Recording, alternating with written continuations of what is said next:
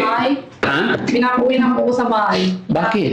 Ano sa palagay niyo mga kababayan? Ibibigay na po ba natin? Ili-let go na po ba natin si Ate Tintin sa kahilingan ng tatay na pinapauwi na daw? Po sa bahay. Bakit? Ano pa? May check-up ka pa. Opo.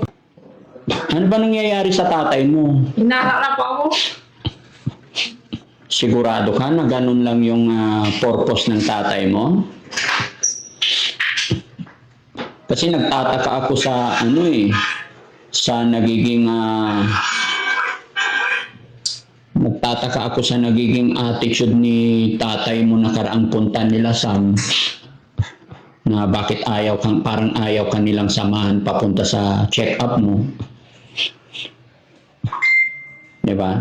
Ano ba sinasabi ng tatay mo? Bakit nag-iiba yung Wala akong mag-alaga sa anak ko. Kaya pauwi na po ako. Masaya ako pag ganon. Pero ang pinoproblema ko kasi dito, hindi pa kasi tapos yung gamutan mo.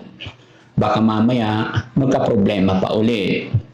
Di ba? Hindi na po siguro. Ha? Hindi na po siguro. Hindi na, very good.